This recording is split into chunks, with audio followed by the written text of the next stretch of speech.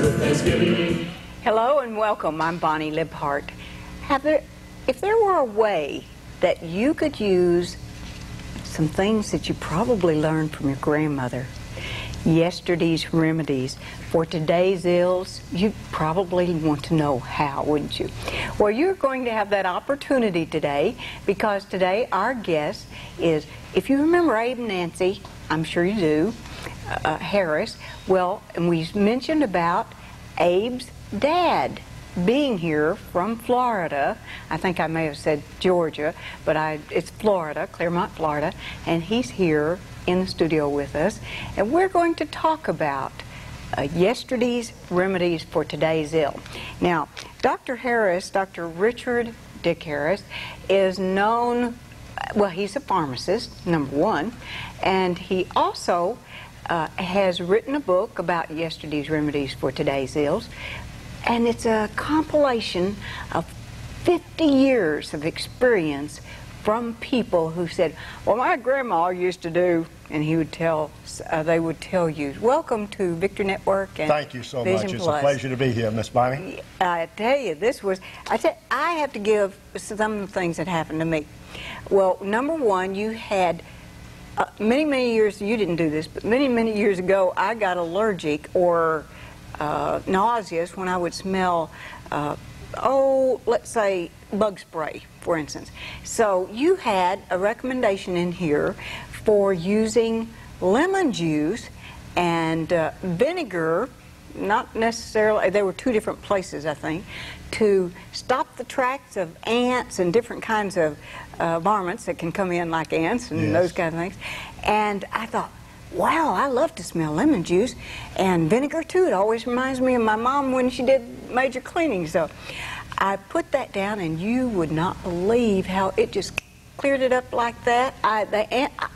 I actually looked for them to see where did they go to, but anyway, they were gone and they didn't come back. They had to find another way to get in. They didn't find another way to get in. And another thing, I had a burning, hey, this sounds crazy, but it's really true, Dr. Harris. I had a burning sensation. Well, about a year or so ago, I had what they called precancer cells on my nose area, and it's been gone because we prayed it away, but it came back and it burned and it was red for at least a week or two. I took some of the it's called Healing Soup. Yeah, no, that wasn't what I was using. I'm sorry, I'm going to find out more about that later. Peroxide. The peroxide, yes, and baking soda. I just made a paste of that, and every hour or so I would just put a little paste of that on. Well, first of all, it cooled it immediately, and it bubbled up a little bit, and it quit hurting, and it went away. I loved it. I thought, this guy I've got to meet.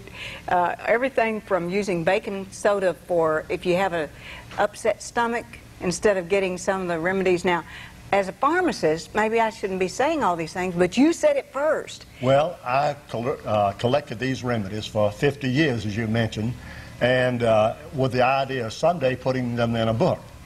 And many of them came from my grandmothers and from my aunts and from friends and customers. I've always had a wonderful relationship with my customers, and one would come in and say, Dick, I've got the worst case of chapped lips you can imagine. What's the best thing you can do for chapped lips? And I'd share with them, well, the best thing for chapped lips is fresh cow manure. It won't heal them up, but it'll sure keep you from licking them. And then after we shared the joke, I would tell them it was a joke if they didn't know. Then I'd say, well, we don't have any of that. But the next best thing, and then I would pick whatever I had the most confidence in and sell them. And not to help matters at all, I had a typist who was with me for 20 years, and she lived on a farm and had cows, and she'd say, I could furnish it for you fresh every day. But we never had anyone that took us up on that. Now, that's just a part of what has happened to me with your book. And first of all, I read it because you have the ichthus on it, the ichthus being the sign of the fish. Yes. Now, tell me why you put the sign of the fish on and what it means. Well, I realize that all healing comes from God, and that's the first premise of any healing. And then the second is, I am a Christian, and I know that if you do things that are in keeping with God's will, knowing that my body is His temple, I'm going to have a lot better opportunity of healing than if I just try to go off on my own and go to a doctor without any faith in anything and try to do it myself. So I'm a great believer in helping God help you. Don't sit and wait for him to heal you. Go ahead, pray for it and believe, and then go ahead and do some things. And your grandmother and many other people had remedies that were just as effective years ago as they are today. That's right. They've Well, been the aloe replaced is with a lot of spoken expensive things. in the Bible. The aloe that you mentioned, aloe vera, and the different herbs that they had, they were mentioned, and they were used for that purpose. We need to get back more to that. Another little thing that I think you might find comical too. I'm in this Toastmasters Club president, and so I got your book, and I was to speak last Tuesday night, and I took. One of the things I think is wonderful about it is the fact that it has jokes or humor, after good, clean humor, I call it, after each one of the remedies, like if you want to do something for arthritis or whatever it is. So I marked some that I thought were just precious. I know some of them are very, very old. You probably got them from your grandmother. Oh, I got them from my friends. And even I the jokes. Them. The jokes too, yes. And of course I had to censor some. And I recognize but the ones that are in here are acceptable and, they are. Good And so I went through those, and the people came up later and said, boy, I like the fact that you have some fresh jokes for us, you know. But they really did enjoy them. So in addition to, you know, it's like trying to read an encyclopedia when you think about reading, okay, fever, or fire ant killer, or first aid, fish attractant, whatever it is, handcraft. But if you can go on, you read the remedy, and then you read some jokes after that, and it helps you to go into the next one. How did you collected these, but how did you really get involved in writing the book? I mean, I know you had the material, but to go from idea to action is what a lot of us would like to know. Well, let me tell you, if you need to know how not to write a book, I can start with that. Okay. Because I had a Texas Instrument computer, a cheap, original home computer. And that's what I wrote my book on. And I had a manuscript, several hundred pages. And then I found, when I got ready to go to a publisher, that this Texas Instrument computer is not compatible with any other modern computer. So I was going to have to retype the whole thing. Well, first of all, I heard that you had it all in capital letters, too. So that oh, my mother said, oh, that's nice, easy reading. So I did it in all capital letters.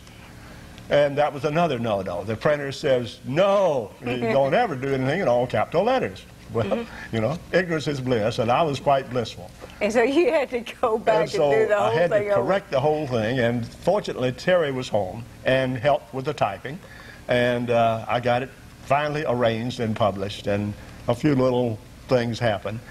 One of on the back, my former pastor, Charlie Kinder, wrote a thing to go on it, a statement to go on it, and he said, it's just like Dick to write a book filled with practical advice, made palatable with a good sense of humor. As I read the manuscript, a scripture came to mind, a merry heart doeth good like a medicine, Proverbs 17:22. And isn't it true that it makes you feel a lot better if you can have a merry heart? And one of my favorites is that one.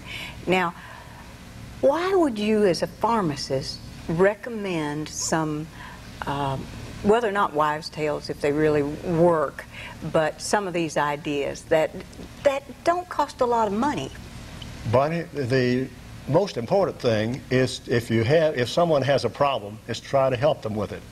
And the first thing you have to do is sort of understand the problem and communicate really with them. And then feel for them. When I go to a doctor, I want my doctor to hurt just like I'm hurting. And if he's not that kind of doctor, I need to find me another one. Somebody that's empathetic. I don't mean really in pain with me, but realizing that this pain that I'm suffering is real.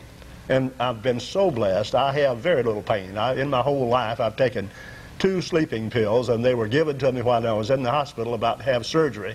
And I slept for about a week each time. So I'm just not used to taking medicine. I believe medicine is made to give and prepare and to sell, not take. If the whole world would be better off if they'd take fewer pills.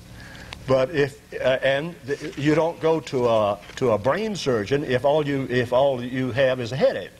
You take an aspirin. Do the simple things first.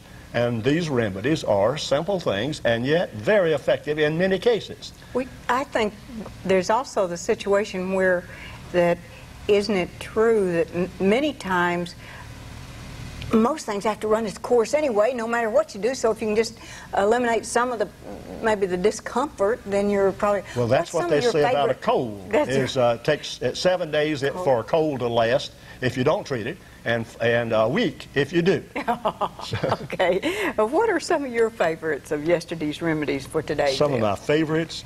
One of them I want to share with you is on page 137, and several friends about a neck bag, and these symptoms are in large print, and with the remedies and pharmacist consulting, what I would tell you if you came in with a problem, and then followed by 2 bits of humor, and then goes to the next symptom. But several friends said that in their childhood, their mother sent them to school with a little bag tied around their neck containing 2 or 3 items inside to ward off all kinds of infection and diseases, especially in the winter.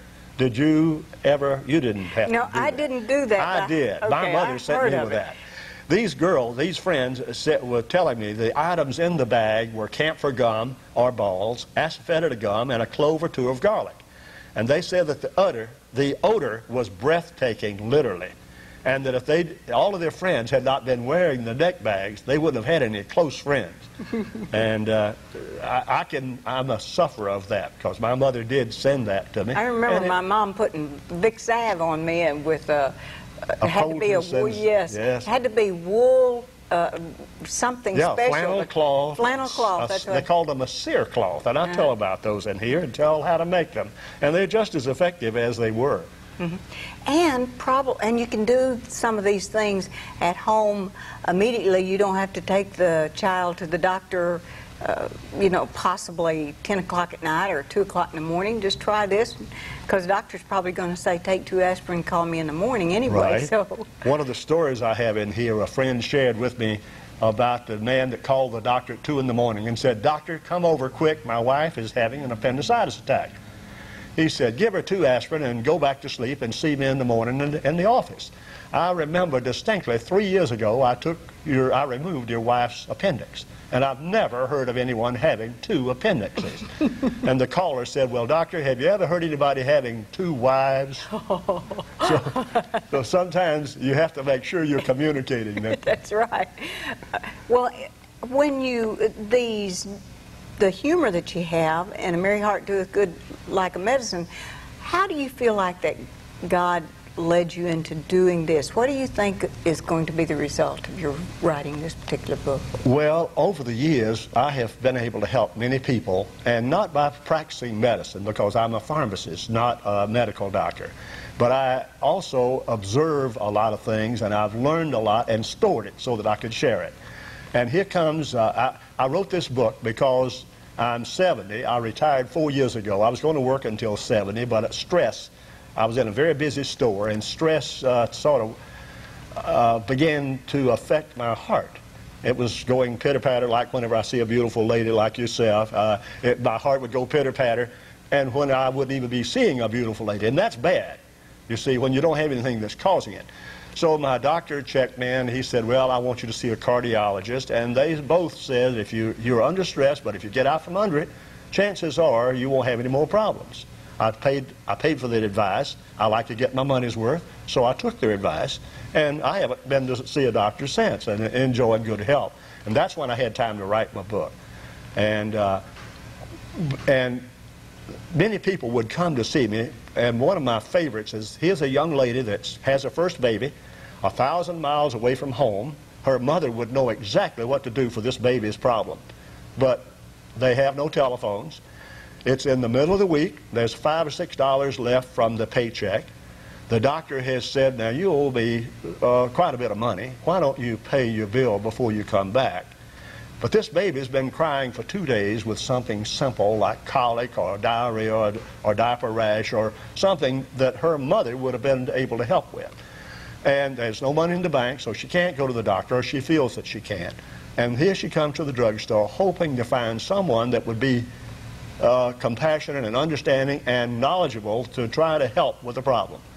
And after you talk with her and find out that the baby has no temperature and is really not sick, but it sounds like something one of my 5 had when we were raising them, then you'd go ahead and say, well, now, if it was my baby and I couldn't go to the doctor, this is what I would try to do. And I'd tell her exactly, and maybe she has at home already what she needs to mix together, like if it required the peroxide and the baking soda or the lemon juice or some of those kind of things. She has that. She doesn't have to have any money, and yet she can give relief. And that's the purpose, is to try to help people. And of course you hope to make a living at it too. You have to. But you also have to believe that God's going to take care of you. And if you keep reflecting to people His love is going to be coming back, bouncing back. And that's not why you give the love or exhibit it or the help. But that's, what's the old saying, the biblical, cast your bread on the waters and it'll come back? Well, you don't cast it because it's coming back. You cast it because it needs to be done. You have to help people. Well, that's been my philosophy. I was raised in that. My family taught me that, and I've tried to pass this on to my family and to all the people that I've had working for me over the years, that the customer is very important, and without the customer you don't need help. You don't need a store. You don't need, there's no jobs for anybody if there's not someone there helping with it. I met your lovely wife last night, and I know you have 5 children. One of them we've met, Abe, and he mentioned that he didn't feel like, when he was maybe a young, in his early youth, that his father-son relationship was not as great as he'd like for it to be. That's been repaired since that time, but what did you go through by having, well, we'll use Abe since we've met him, Terry, but tell us how that relationship was and how you viewed it as a dad. Well, there's several things. First, I was a pharmacist working about 12 hours most days a week, like 80 hours a week was my work week. That doesn't leave as much time for your family. I was active in the church. I was active in Boy Scouts with Terry and with our other son. I was active in Girl Scout with our 3 daughters, as was my wife, Audrey. And so I'm sure that there are things that we could have done, that I could have done, and so forth, that I didn't, you know, so that we couldn't have that close. But we went Sunday school and church together, and we, if they needed transportation for whatever, either Audrey or I did our part of doing that, Little League and so forth. So I was really, when he went off to college, and I heard him say something to the effect, I don't know who I am, I was a little shocked, because in my whole life I have always known who I was. I have always known that I'm a child of God and that God loves me, and I was surrounded by loving people.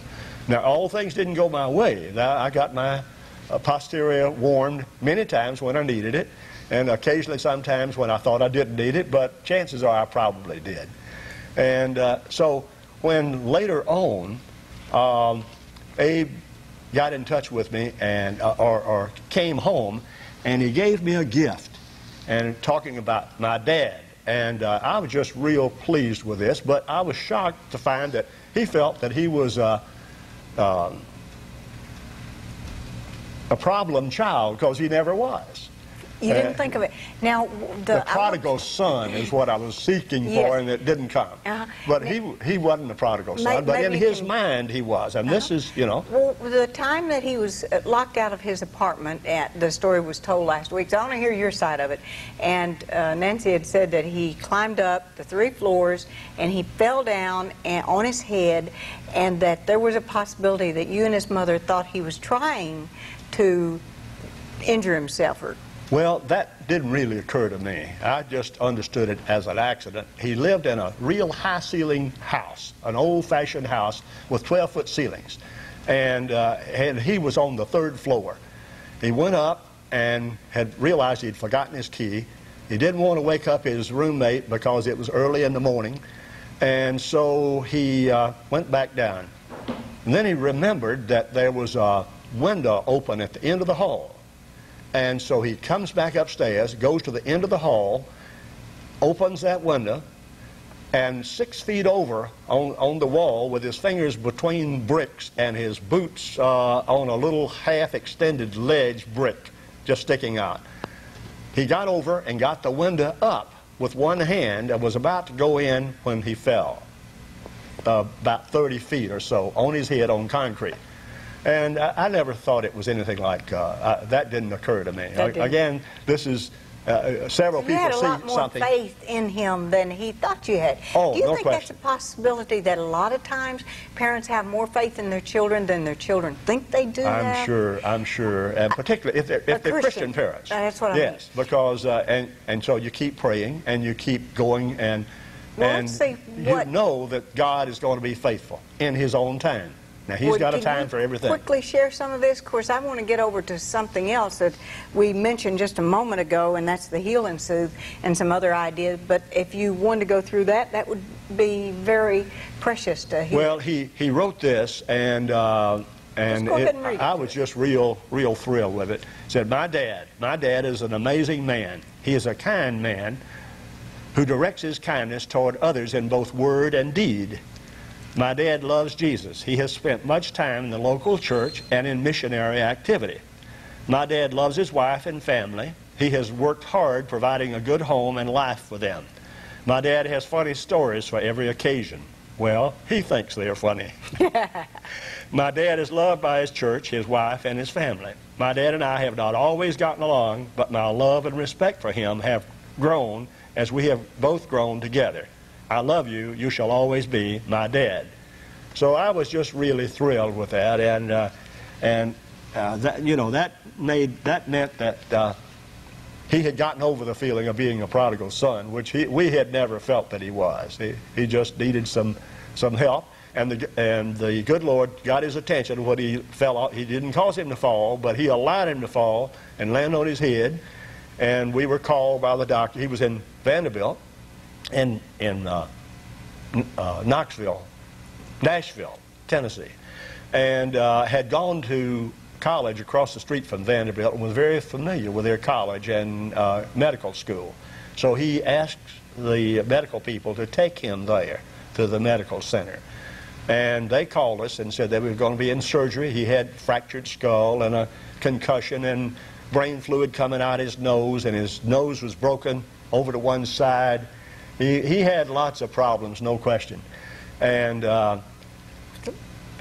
we were praying for him and made arrangements to get off in about 3 hours after that and drive up. And when we got there, well, he had gone through the surgery. We got there the next afternoon because it's a 12-hour drive from Claremont. And we got there the next afternoon, and he was sitting up in bed, all bandaged up. It had broken his jaw, by the way. All of his teeth were loose. They had to wire him back together, and he was operating his own pump to get mucus out and fluids out of his mouth. So the Lord was already... When he went into the emergency room, he and the doctors they saw his nose was broken over to one side, and they moved it to find out how much it was broken. And he heard a click, and they heard a click, and it snapped in place perfectly. So they said, well, just don't blow your nose for a week. That was that. Then the surgery, his eye had been shattered as though he had been hit with a sledgehammer right over the eye. And when they took x-rays, it was just like just little pieces of broken bones, but in perfect place. So they operated, and there was nothing to do except sew it back. And so that took care of that. And I mean, the Lord's hand in there just so marvelously. Well, he needed some of that heal and soothe. He did? He did, and you didn't have it. No, he needed what he was getting. He needed good attention, and the Lord was working in his wife and his life, and he had to know, probably in his wife too, but he had to know that was the Lord. Okay, we've got a couple minutes left. I want to hear about heal and soothe and how you came up with some of these items. Well, my two favorite items, and I've been making these over 40 years, my two favorite are heal and soothe. And I worked with a nursing home, and I saw patients that had just horrible bed sores, and nothing is consistently good for bed sore treatment. And this particular thing, I worked with the nurse and the 2 doctors that were in charge of the nursing home and came up with this formula, and it has really, God has used this to heal people that would not have been healed otherwise. And it's so economical. $6.95 a prescription item for this same type formula would be over $30. And I know this is effective in most cases. Now remember, there's nothing good for everybody. That's right. Because each of us are individual. That's true. And then my fungus cream for all types of fungus, except nail fungus. I'll make something else for that. But athlete's foot, jockey itch, creeping eruption, ringworms, all of those, this is the most effective thing that I've seen, and none of these, all of these are made out of natural ingredients. Is that a fungus? Or they're not sure exactly. Okay. Yes, it is a fungus, but it also, usually it's a blood, it's in the blood, and you have to do something with that. Okay, too. so that's a different... And I tell about that in yesterday's remedies. Okay. I tell about impetigo. Great. I want to read... I've read it, I'm sure, but I want to read it again. And they will be able to get in touch with you, so I want people to know that they can get in touch with Dr. Richard Harris, Dick Harris, and I think he asked me to call him that. I keep forgetting about it. And he's going to show us exactly where to get in touch with you. I did want to thank a new sponsor that we have, and that's Mountain Lakes Resort that's over in Marshall County, and we thank you very much for being a new sponsor of Vision Plus program, and I think that possibly Dick Harris and the fine products that he makes will be, and the Yesterday's Remedies for Today's Ills will be another sponsor for us. So in the last moments, tell us how we can get in touch with you to get the book and also any of the other remedies, or to get a price list. On the screen is my address, 448 Juniata Street. And I thought for a long time that I lived on Juanita Street, but it's not Juanita, it's Juniata. Claremont, Florida, 34711. And my phone, if they want to call me when I get back home, which will be the end of the week, 904-394-4230. I'd be happy to send them a list of my products, which I carry around everywhere except when I go to church. I don't pass them out, but everywhere else I wear my hat, and and because it has my book cover on the hat. I love it. And it causes a lot of people to look and wonder, and a few read, and a few end up either buying a book or sending them an order. So I appreciate that. Thank you very much. Thank you so much, Bonnie. It's been a pleasure. Yes. Dr. Dick Harris.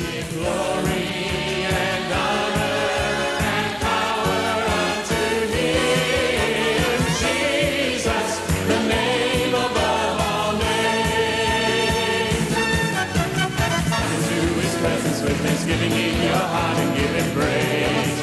Give Him praise. Come into His presence with thanksgiving in your heart.